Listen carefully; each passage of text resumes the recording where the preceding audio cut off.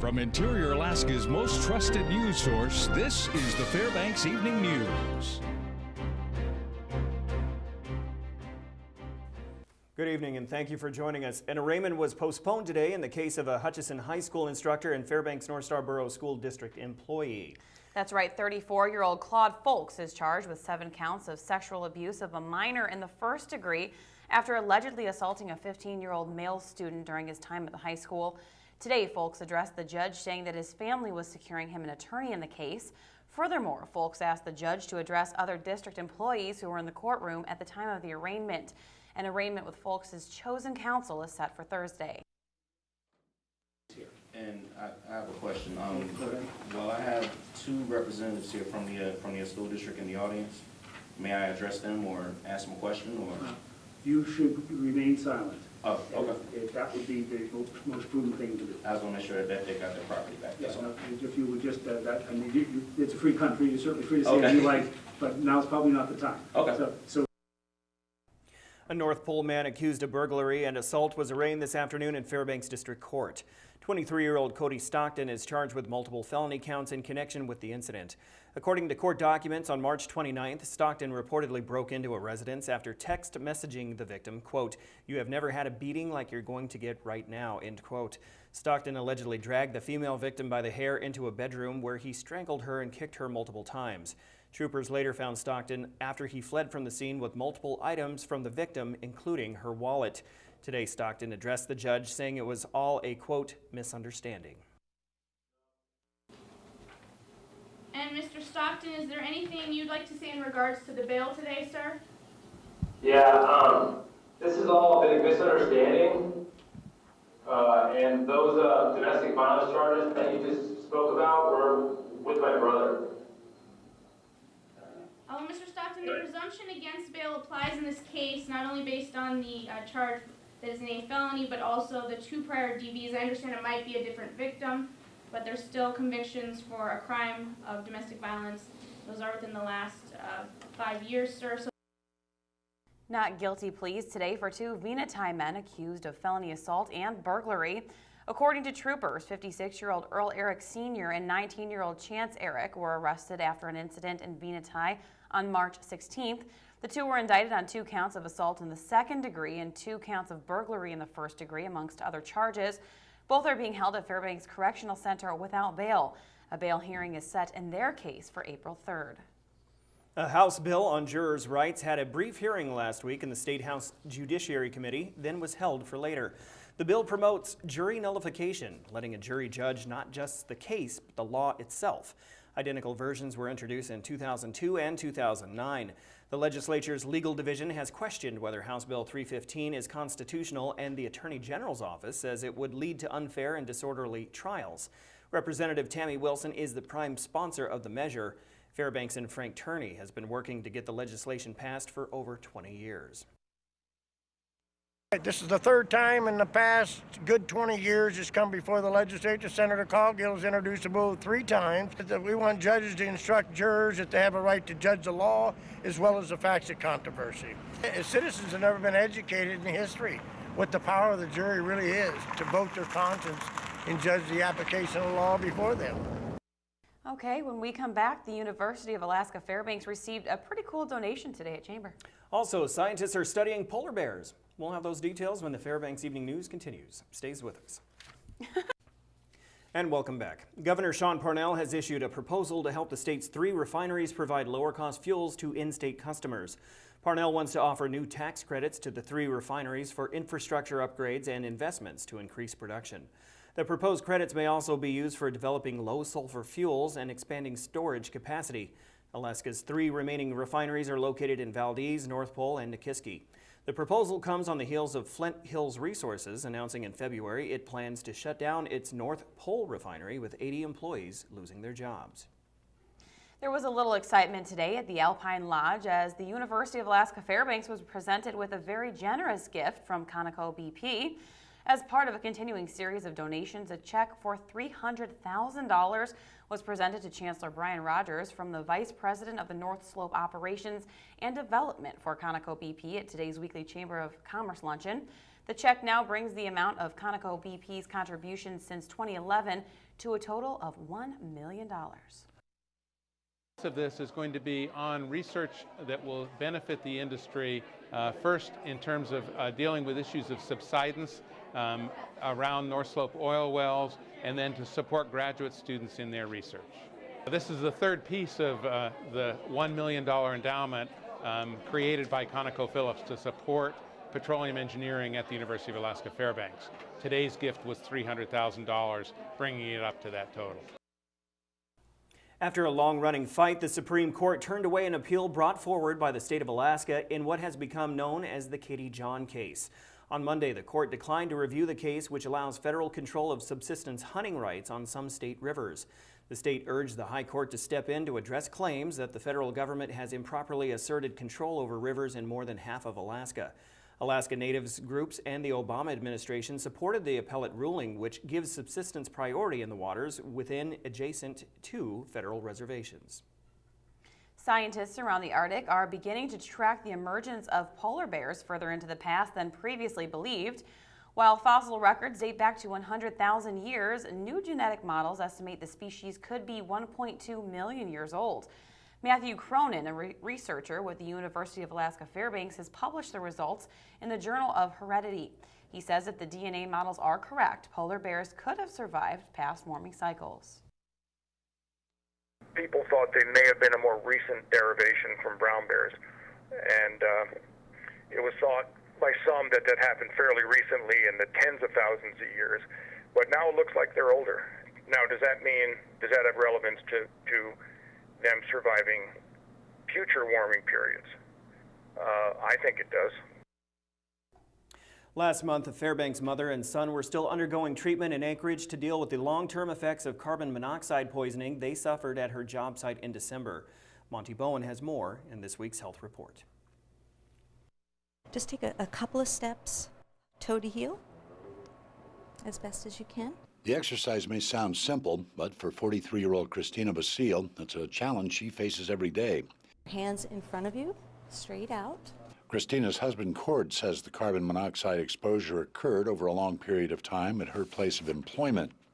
You have some symptoms. You know you don't quite feel right. You're still having headaches, but as time went on, things started changing. This has been her routine for over 6 weeks since she and her son began receiving hyperbaric oxygen therapy. By using the hyperbaric oxygen, you are super saturating the system with oxygen, and it's basically driving off the carbon monoxide in the red blood cells. The family used to be very active and enjoyed skiing, riding snow machines, and motorcycles. These days, Cord has become the 24-hour caregiver for his wife and son. I am with them every day, 24 hours a day. I am the caretaker for them. It has turned what was a normal life completely upside down. This is Monty Bowen reporting. The Health Report is brought to you by the Ear, Nose, and Throat Clinic, located in the Medical Dental Arts Building. Call 456-7768. So how about them sports, Joe? How about them sports? How about them? Yeah, there's some pretty interesting stuff going on. Oh, most definitely. You know, we have some ice dog players. You know, they've been spark plugs for their team lately, and the NAHL recognizes them for it today. We have a food story in sports. And that's always good. Professional eating? Not really. Okay. That might be a sport I could play. She could. Actually, yes, that is very true. She gave out snacks today to News. But that's a story you'd be a fool to miss out on. See, I did that. Oh, I see that. Yeah, I got it. Wait, so is that a joke or is that the truth? Don't get me all excited. Okay. That's coming up next. Stays with us.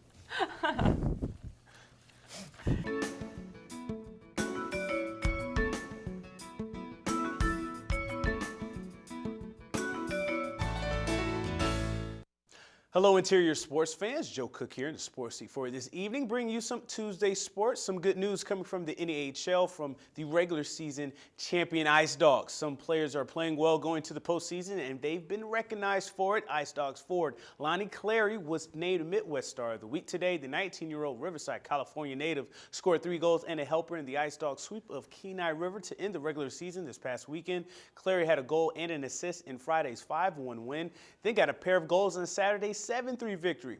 He was also a +3 in those 2 games. Clary has scored a career-high 35 points for the Ice Dogs this season. Also, defenseman Dougie Legrone was a Midwest Star honorable mention. The Colorado College commit from Dallas, Texas had a goal and assist in the series, but was +2 in Friday's win and +5 in Saturday's season-ending victory. Legrone has scored 27 points this year, which is 10 more than last year. The Ice Dogs start the postseason this Friday against the Kenai River Brown Bears. More in that series this week. There was some biathlon and more over the weekend up on Birch Hill. Galena was dominant in this year's Western Interior Ski Biathlon Association Championships. The Hawks won 3 of 4 Ski Meister titles in 3 of the 4 age groups. Caleb Korda was the high school boy Ski Meister, winning the cross-country biathlon and relay races with Isaac McElwee. Jacob Moose swept those 3 events in the junior high boys for Galena 2. Kiana Korda was the junior high school girls Ski Meister for Galena, winning 2 of 3 events. Nome's Rosa Schmidt was the high school girls Ski Meister, getting 2 out of 3. And the Unilaclete girls won the high school division as Katie and Allie Daniels won the relays and went 2-3 in the cross-country and biathlon races. Today is April Fool's Day. You may look like a fool if you pass up on some great food. They say everything is big in Texas. Well, how about the ballpark menu? The Texas Rangers unveiled some new food items for this year as the majors had opening day yesterday. Now, I wonder if the Gold Panthers or a few Legion or high school baseball team moms can come up with some new items for this season. Tim Siesko has more. It's a new season at Globe Life Park in Arlington, and that means a new starting lineup, not just on the diamond, but in the concession stands as well. Each year during the off season, we kind of go back to the drawing board and see what fun and exciting things that we can come up with. This off season, the ballpark's food services team says it was inspired by Rangers players and the latest trends in the food world, resulting in a menu that proves baseball is more than just Cracker Jack's domain. We like to complement that ballpark fare with ballpark fare amped up, so to speak. Now, among the new food items that they'll be serving here in Globe Life Park this season, one of the favorites of the media today, bacon on a stick.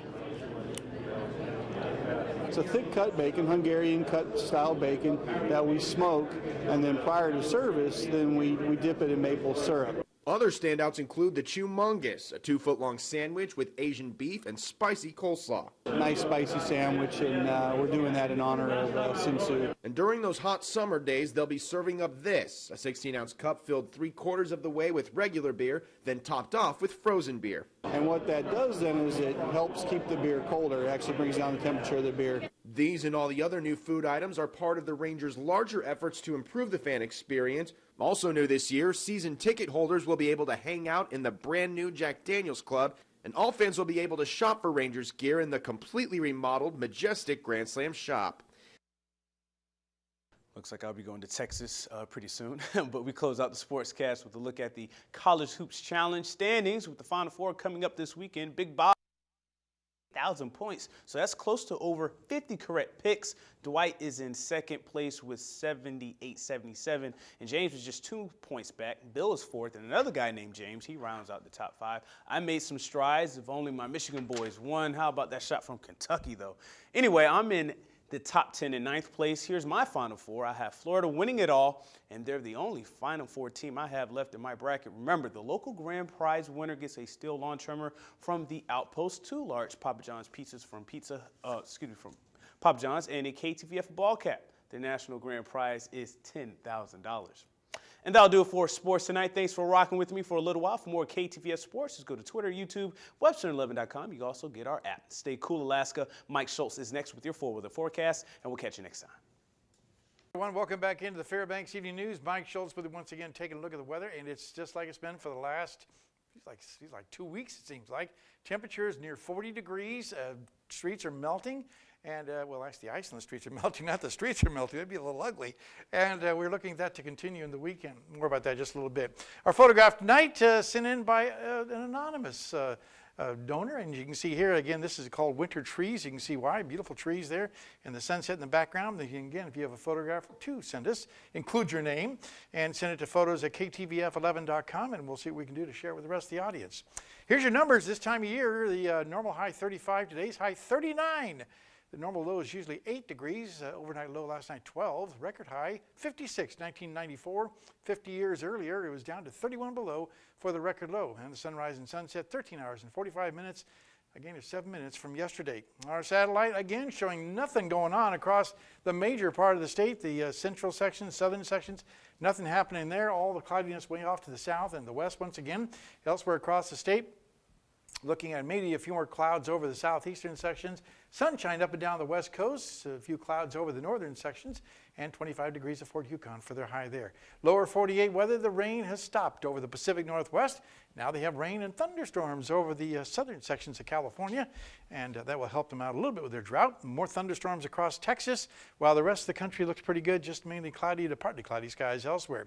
On the satellite and radar, you can see a little bit of activity moving across the northern and central plains, and of course the energy moving on the west coast, right on here, an area of low pressure dropping down, helping to ignite those thunderstorms.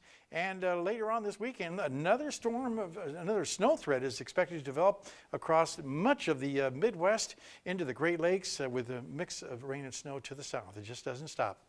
The overall jet stream, once again, diving way down to the south, pulling the cold air, helping to develop that snowstorm, while over the southern sections looks like scattered showers and thunderstorms. Well, back to Alaska for tomorrow. The northern sections, flurries and fog for Barrow, sunny skies for Nome, and also at Fort Yukon. Here in the interior, again, a beautiful day, sunny and even a little warmer for Healy, Delta, and the Fairbanks area.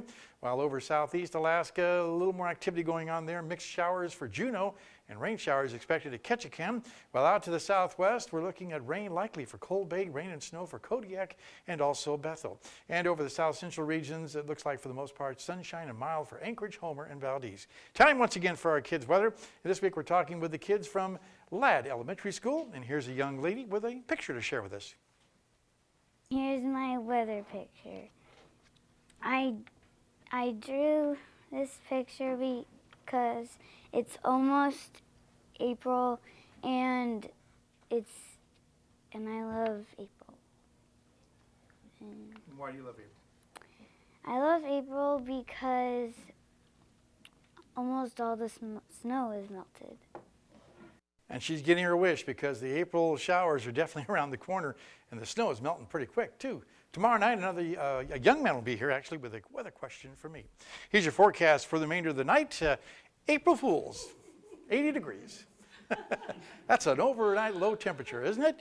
And tomorrow's forecast, well, we're not going to give you. We're just kind of keep that a secret. 40 degrees for the overnight low. And look at those temperatures for the extended forecast. Really cooking, I'll tell you that right now. Saturday and sunny, and break out the bikinis and the sunshine and the suntan lotion because it's going to be a really hot one. And I think somebody got in and messed around with my forecast there. Did you do that, Stephanie? Is that possible? By the way, the director wanted to say that your microphone has been off for the last segment. It's off? Mm-hmm. You don't even have it. Wait, You what? don't have your microphone on. I just realized that. No, I do. April Where's Oh, I was just like, wait a minute. That's pretty good. We are cooking, I'll tell you that right now. 100 degrees this weekend, Yeah, Fairbanks. yeah. I guess my question is, has it ever been 100 degrees here, though? Nope, never in Fairbanks, no. 97. 97 degrees, but not, yeah. But it felt like 100, Yeah, according to absolutely. Stephanie. Yeah. Speaking of April Fools. I updated your other ones Speaking too, of April they auto Fools, reset, so. Mike got me today. Like a couple days ago, I had to, fill my tires up with air. So Mike comes in, he's like, hey, I think your driver's side tire is flat. He did I'm the same like, thing to oh, me. like I took He my did air. the same thing to me So I was today, actually which is pretty good. why it's 100 degrees tomorrow. That's very good. I That couldn't, was good, yeah. couldn't tell. Oh man, Why do I you think can't you had even to do talk. an early mic See, I check? just moved right along with the flow. Aha, the director's in on that too, huh? Yeah, Okay, Yes. we all all right. were. Very good, Mike. No, it's fun. April Fool's should be something like that. Yep. But actually, the weather, the true weather forecast. 40 for the degree weekend, temperatures 40 all the way degree. through the weekend. Absolutely. absolutely. That's fantastic. Okay. Maybe we'll keep it that way for 11 o'clock. I don't know. All right. Springtime. Thank you, Mike. Oh, well. You right there? Yeah. Okay. 80 for the overnight low.